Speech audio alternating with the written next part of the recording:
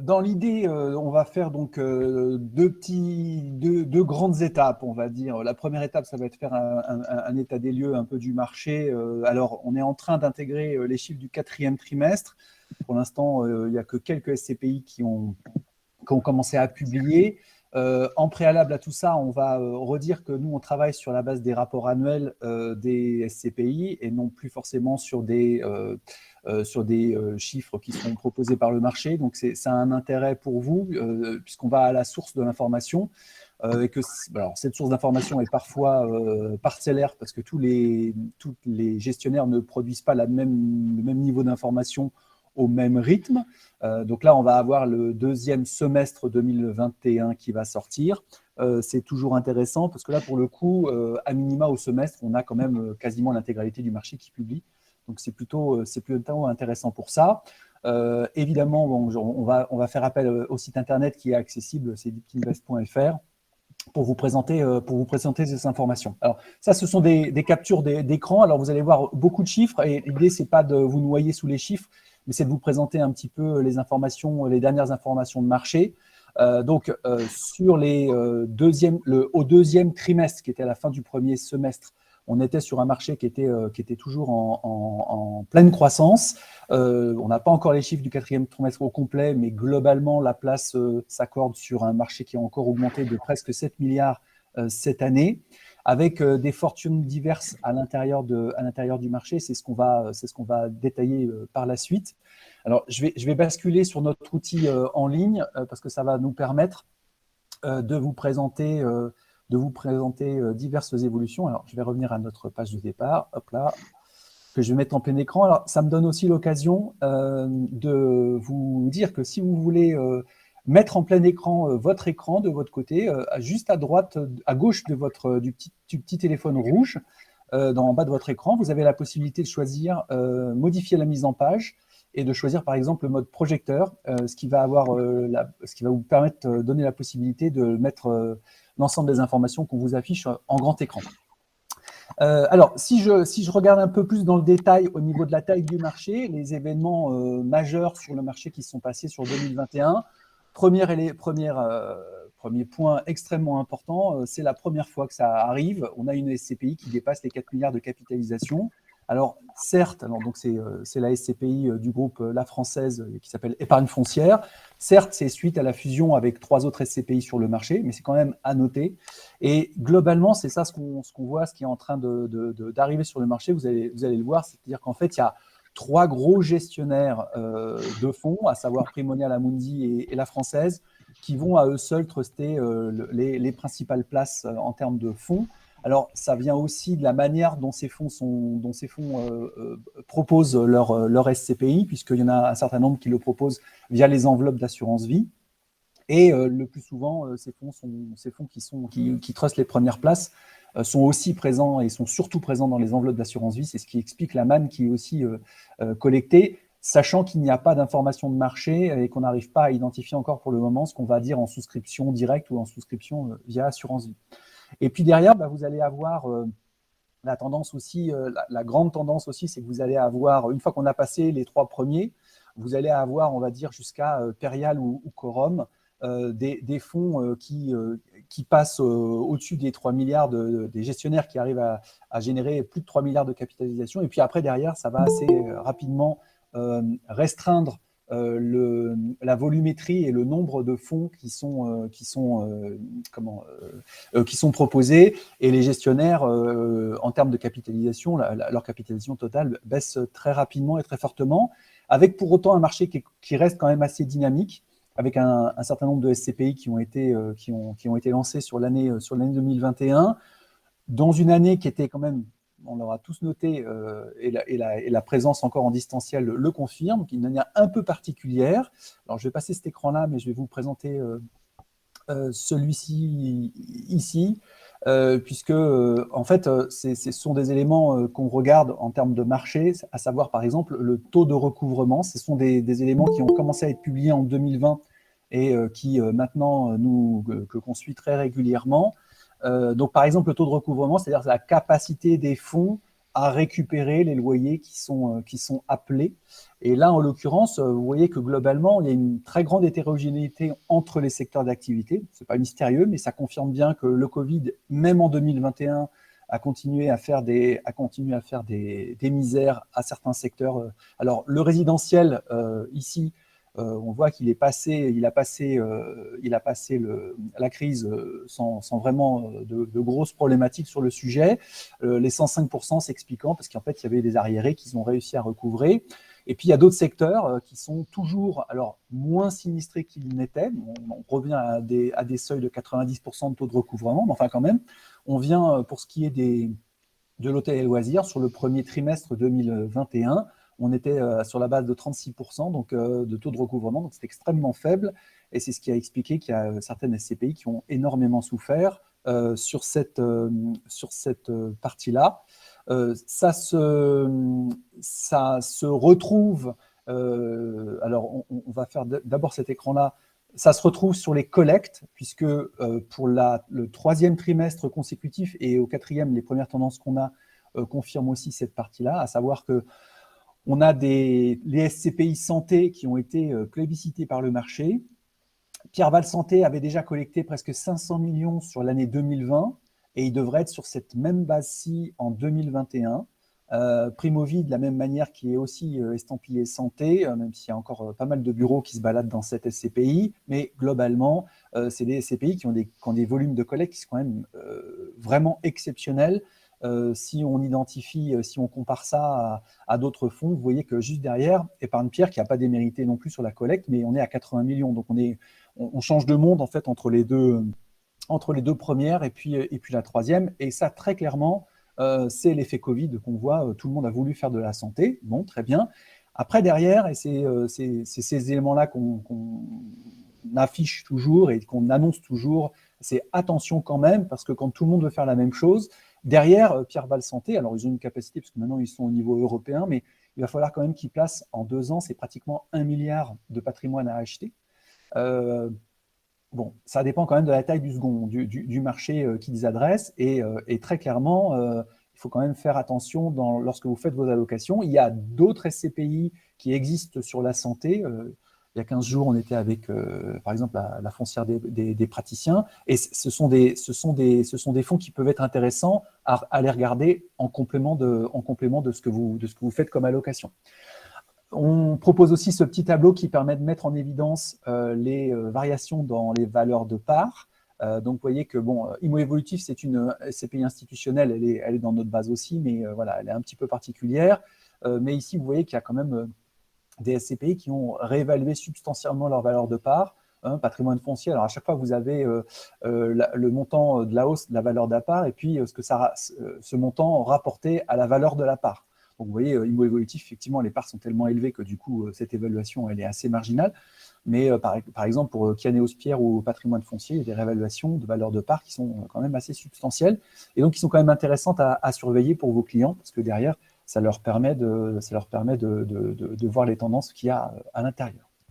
Alors, si je repars sur notre présentation, globalement, qu'est-ce qu'on peut dire sur le marché sur cette fin d'année 2021 ?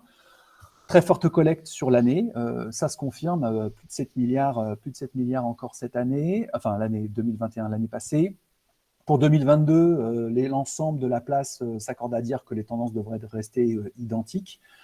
Donc, les SCPI restent un vecteur tout à fait intéressant de collecte, et y compris pour vous, CGP, avoir ça dans votre portefeuille de services, c'est effectivement un très bon outil. D'autant plus que, alors après, on va aller dans des perspectives, et là, dans les perspectives, nous, très humblement, on a toujours du mal à faire des perspectives vraiment précises vu les conjonctures, mais il y a quand même des tendances qui sont assises sur l'inflation, par exemple. En période d'inflation, certains disent que c'est transitoire. Voilà, je laisserai les experts statuer sur le sujet, mais en tout cas, en période d'inflation, l'immobilier reste quand même une valeur refuge et reste une valeur comprise par l'ensemble des particuliers comme étant une valeur dont la valorisation pourrait au moins se maintenir. On a quand même une grosse épée de Damoclès, puisque c'est le pendant, s'il y a une forte inflation, les taux devraient remonter, sauf que, vu l'état des finances de l'ensemble des pays européens, ce n'est pas du tout garanti que ça se passe comme ça.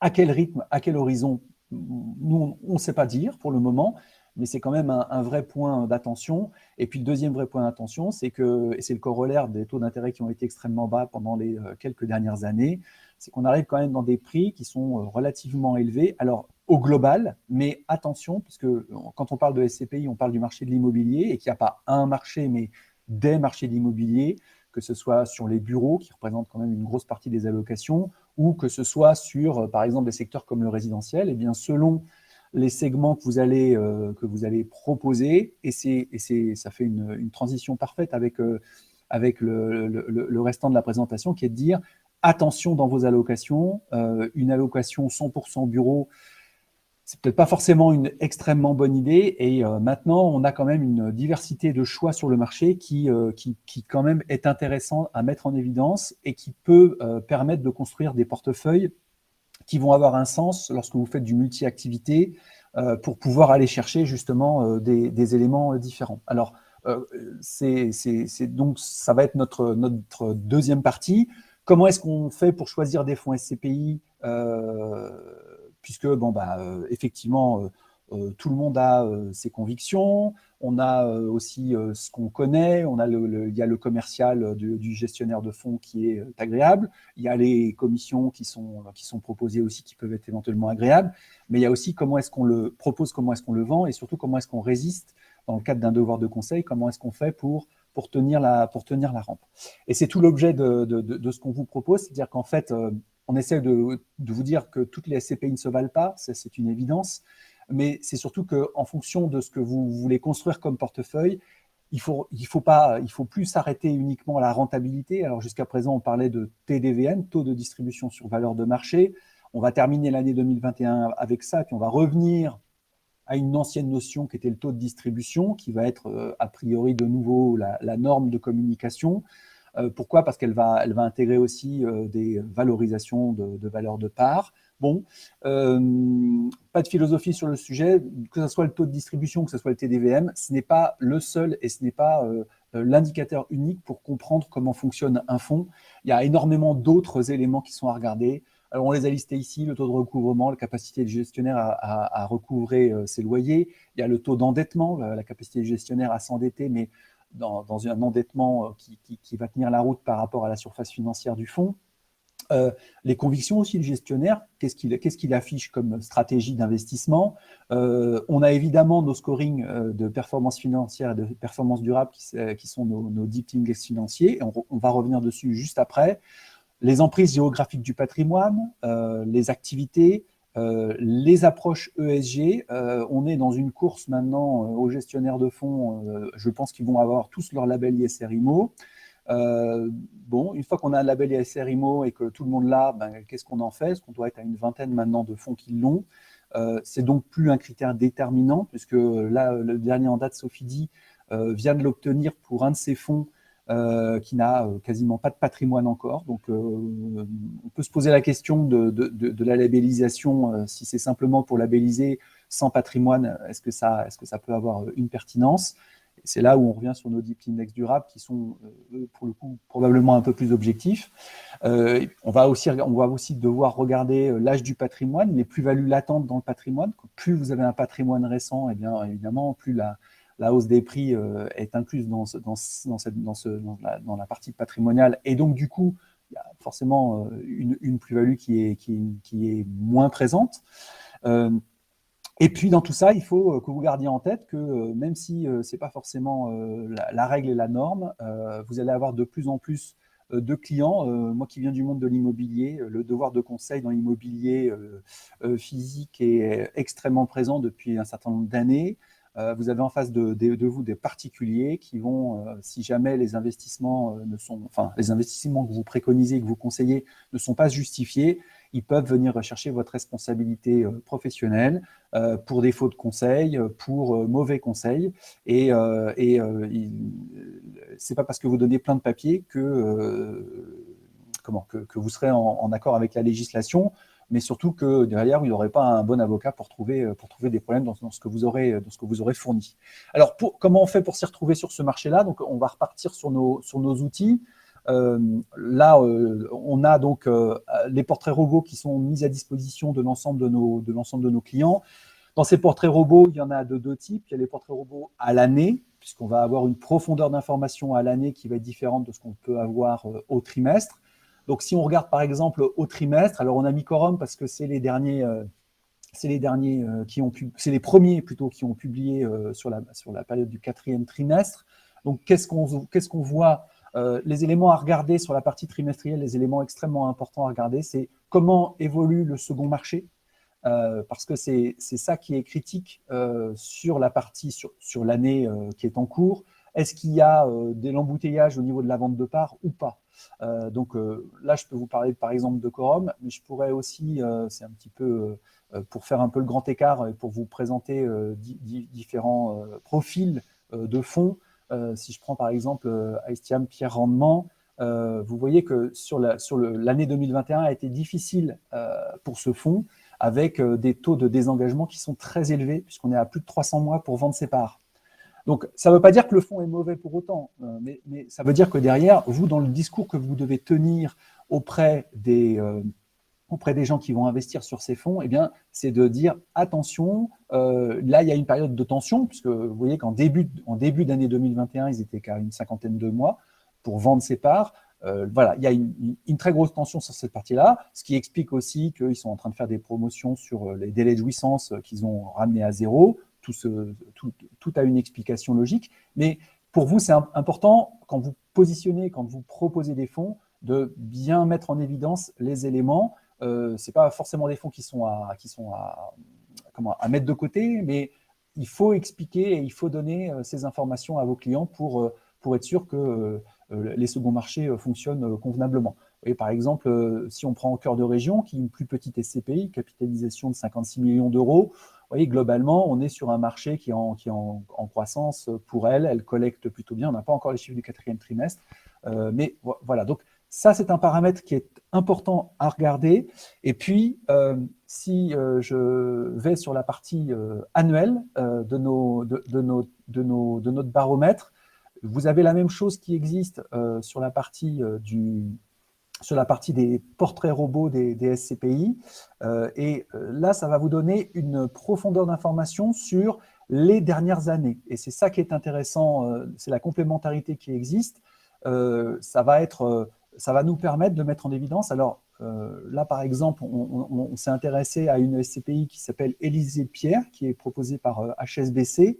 Vous voyez, dans cette approche, ici, on a pareil, beaucoup d'informations. On va avoir l'emprise patrimoniale des fonds, du patrimoine des fonds, mais on va avoir aussi des éléments qui sont intéressants et importants à regarder. Par exemple, la rentabilité brute du fonds, c'est-à-dire, on fait, nous, la somme des loyers collectés qui est mise en regard de la valeur de réalisation. Et quand vous voyez ici, on est à 4,19 sur l'année 2020, et c'est à comparer à un TDVM. Alors, ce n'est pas une comparaison juste, mais c'est exact, c'est-à-dire que ça ne correspond pas forcément exactement à un TDVM, mais ça corrobore le fait que en fait, la SCPI, globalement, a une rentabilité brute à 4,19 qui est plutôt convenable, et elle distribue des fonds, des revenus qui sont en accord.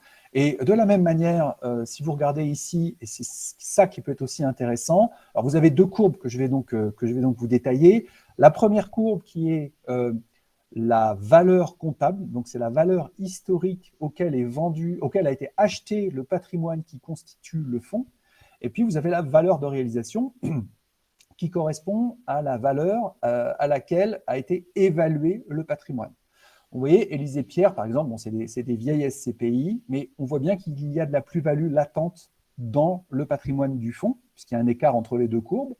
Et si je prends, par exemple, tiens, je parlais de Quorum tout à l'heure, si je prends Quorum, par exemple, Origine, qui est la plus ancienne, sur les 5 dernières années, vous allez voir que ces mêmes courbes, elles sont quand même relativement proches. Et donc, c'est des éléments quand même qui sont à surveiller, parce que derrière, ça veut dire que lorsque vous présentez ce type de SCPI, on a d'autres SCPI aussi, par exemple, je vais parler de PFO, PFO, ici, vous allez avoir des SCPI où la plus-value latente est extrêmement faible. Et donc, c'est quand même un indicateur qui est important, parce que ça veut dire que, alors c'est normal, c'est des SCPI qui sont assez récentes. Alors, je vais répondre aux questions juste à la fin, si vous le voulez bien, mais merci de poser cette question. En fait, la valeur comptable, c'est la valeur de réalisation, c'est la valeur des expertises, donc c'est la valeur de marché. Donc, effectivement, c'est ce à quoi, c'est ce qui donne une information sur les évaluations, les expertises qui sont réalisées par les experts pour les gestionnaires de fonds. Et c'est un paramètre important à regarder. J'en ai parlé un certain nombre de fois l'an dernier. Je vais vous prendre par exemple PFO2. Vous savez que Perial a été condamné en juillet 2021 parce qu'il réalisait des expertises sur les années 2018-2019 qui n'étaient pas forcément toujours consistantes. Et vous voyez que sur cette période-là, 2018-2019, eh bien, vous aviez eu les courbes qui s'étaient, enfin, surtout en 2019, qui se sont croisées. C'est-à-dire qu'on avait une valeur comptable qui était supérieure à la valeur de réalisation.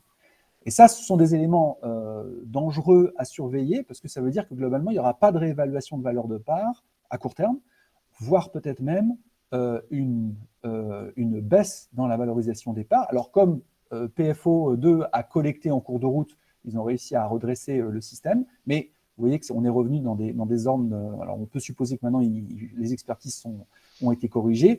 Et du coup, derrière, vous voyez l'écart entre les deux est revenu dans des proportions qui étaient les proportions qui avaient cours jusqu'alors. Voilà, c'est des paramètres importants à regarder, y compris sur le report à nouveau. Et alors, maintenant, si on rentre un peu plus précisément dans la partie construction du portefeuille, alors, l'idée, c'est d'utiliser nos comparateurs pour faire des filtres et pour faire des tris sur ce qui peut vous intéresser. Alors, par exemple, on va partir dans l'optique où vous avez un client qui va vous dire « Moi, je cherche à investir, je veux du patrimoine qui soit en France. » Bon, pourquoi pas. À ce moment-là, vous allez dans le moteur de recherche et vous allez choisir les pays, par exemple la France. Alors, vous pouvez aussi choisir Guyane, etc. Mais là, on va choisir la France. Et on va faire un premier filtre sur le patrimoine qui est français. Alors effectivement, là, on va avoir beaucoup de SCPI qui vont entrer dans ce cadre-là, mais on va pouvoir rajouter aussi un deuxième filtre qui va être, par exemple, une fois qu'on a dit je voulais du patrimoine en France, eh bien, on peut dire, par exemple, je veux du patrimoine, mais qui a un TDVM qui est supérieur à, par exemple, 5%. Alors, moi, j'aime pas trop le TDVM, donc je vais pas partir sur cette base-là. Je vais plutôt proposer un taux d'occupation financier, parce que ça, c'est un paramètre qui est assez intéressant, la capacité de la SCPI, du gestionnaire à remplir sa SCPI. On va mettre supérieur à 90%. Et là, on va croiser les deux. Alors, j'ai encore beaucoup de fonds, donc on va pas mettre 90%, mais on va mettre, par exemple, 95%. Toc. Et là, on a beaucoup moins de fonds. Vous voyez, on n'a que 5 pages dans le fond. Et ensuite, derrière, eh bien, qu'est-ce que nous, on vous conseille de faire? Alors, soit vous pouvez les mettre dans vos shortlists, ou sinon, vous allez peut-être pouvoir aller regarder par rapport aux gestionnaires que vous référencez. Alors, par exemple, on va dire que vous avez la Française en gestionnaire, et puis que vous avez aussi Perial. On en parlait tout à l'heure. Voilà.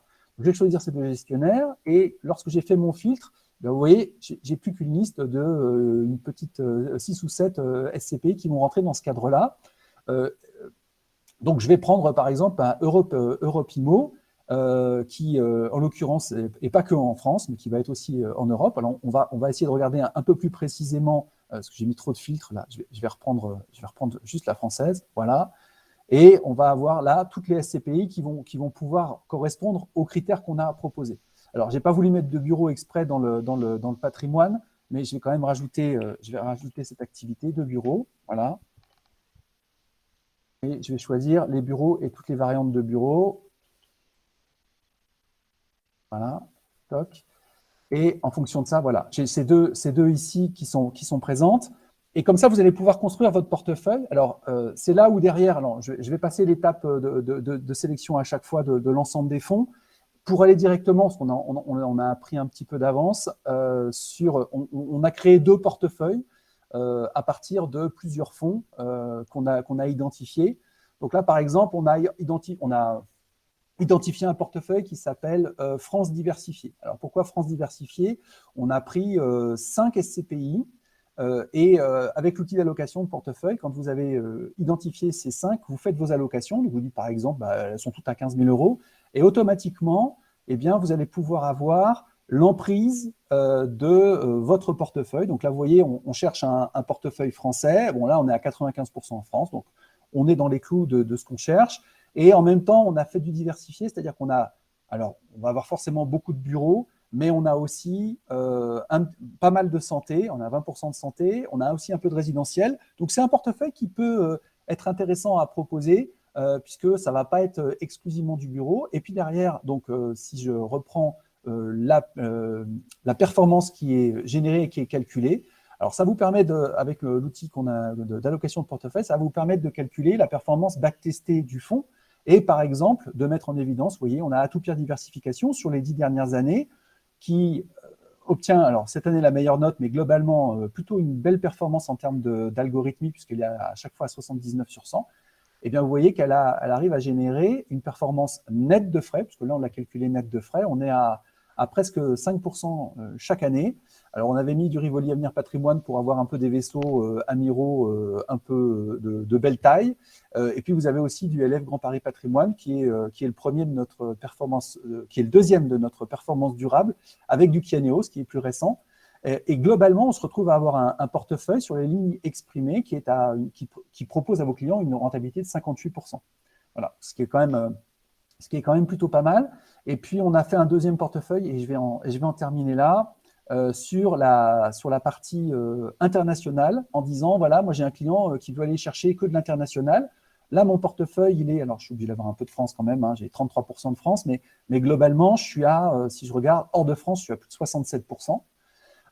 J'ai du bureau, mais j'ai aussi des locaux commerciaux et des locaux d'activité. Donc voilà, c'est un portefeuille qui est quand même relativement équilibré. J'ai pas beaucoup de résidentiel, mais globalement, c'est un portefeuille qui est assez équilibré et qui me propose une performance. Alors j'ai moins d'historique, hein, parce que globalement, les SCPI sont partis à l'international de manière un peu plus récente.